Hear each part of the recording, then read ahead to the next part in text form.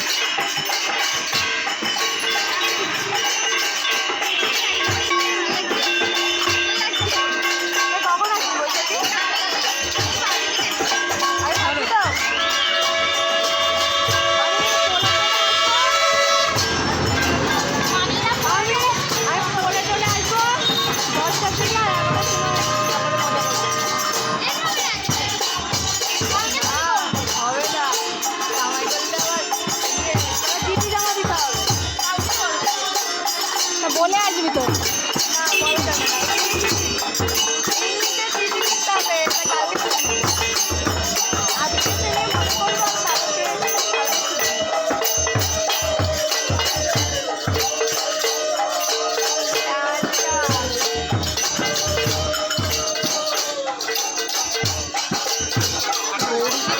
নতুন ওই দুজনকে দেখে মনে হচ্ছে না নতুন বউ, গৌরীকে দেখে মনে হচ্ছে সব শব্দ দিয়ে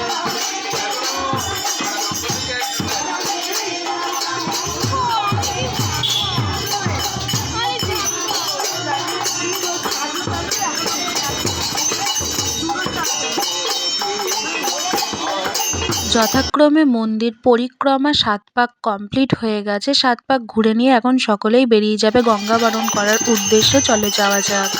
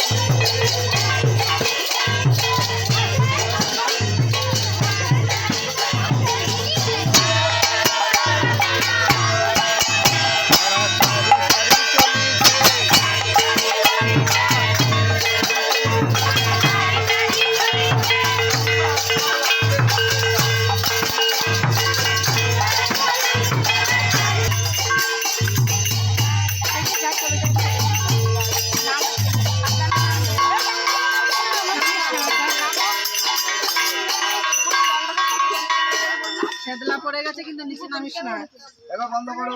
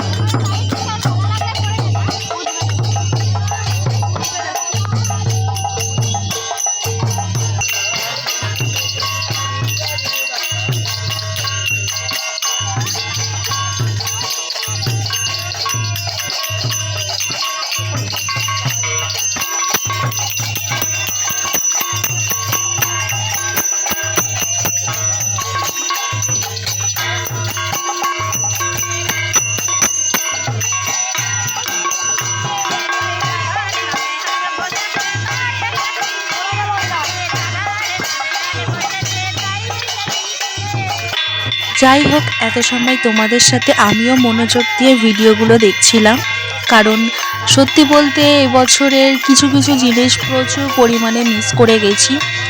যাই হোক, এইদিকে তো এখন মা গঙ্গাকে বরণ করে নিচ্ছিল, তাকে যথাক্রমে আমন্ত্রণ জানিয়ে নেওয়া হচ্ছিল, গঙ্গাকে আমন্ত্রণ জানিয়ে নেওয়া হচ্ছিল, আর যা যা নিয়ম টিয়ম রয়েছে সেগুলো যথাক্রমে সকলে মিলে করে নিচ্ছিল।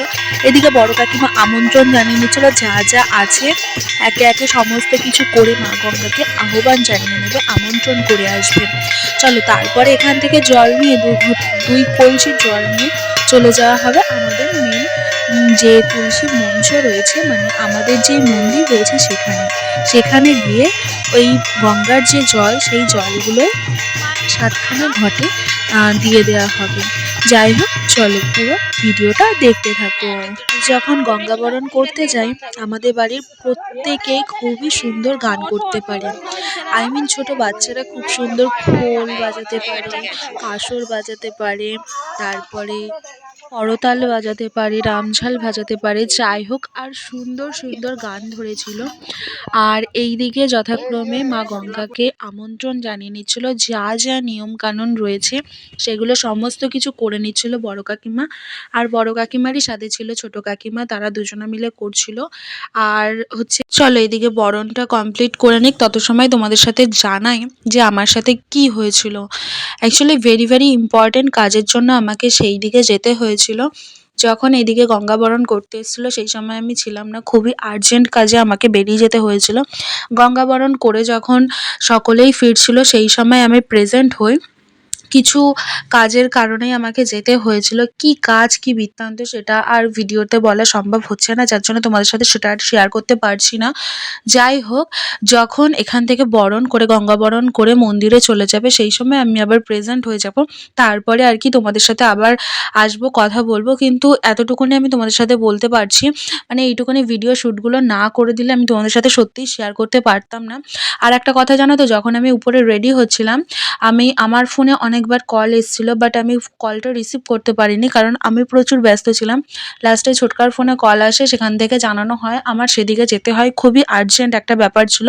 চলো আমি বাড়ি এসে তারপরে তোমাদের সাথে কথা হচ্ছে।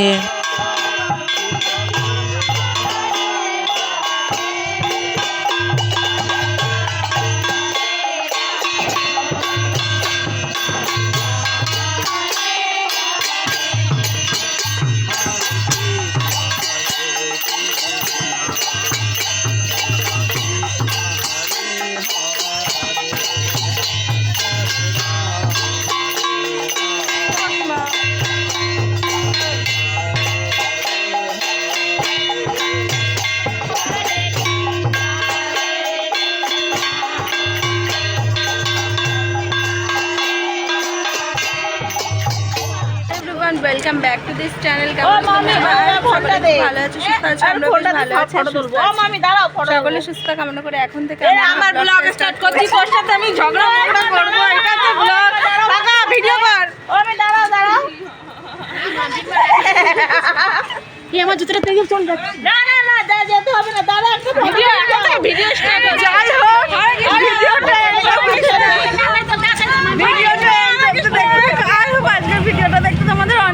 প্রায় 3 থেকে 4 মাস পরে মেজদি এসেছিল আর বাড়ির হরিনাম সংকীর্তনের জন্য এসেছিল। তোমাদেরকে একটা কথা জানাই, সকলকে জানাই, আমার পরিবারের সকলকে জানাই রাধে রাধে। যাই হোক, যখন ভিডিওর ইন্ট্রো দিচ্ছিলাম, কারণ প্রথম থেকে ভিডিওর ইন্ট্রো দেওয়ার কথা ভুলেই গেছিলাম, মাথায় ছিলই না।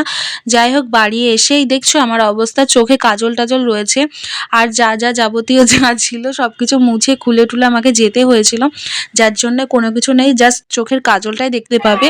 আর এই দিকে আমার পরিস্থিতি অবস্থা দেখো, আমি শুধু এইটুকুনি কথা বলছিলাম যে সকলেই এখানে রেডি একদম, জাস্ট আমি এখন পিঙ্ক পরি হয়ে রয়েছি আর কি। আর এখানে সকলের সাথে সুন্দরভাবে ভিডিও তুলে নিচ্ছিলাম। একেবারে চলো খাওয়া দাওয়ার পর্বর দিকে যাওয়া যাক। যথাক্রমে ঘড়িতে এখন সময় হচ্ছে 1:30টা। যাই হোক, ছাদের উপর চলে এসেছি, খাওয়া দাওয়ার পর্বটা সেরে নিচ্ছে। আর রান্না খুবই সুন্দর হয়েছিল। আর ভিডিওটা অনেকটা লং হয়ে যাওয়ার কারণে ভিডিওটা এখানে এন্ড করছি, পার্ট 2 নিয়ে আসছি খুব তাড়াতাড়ি।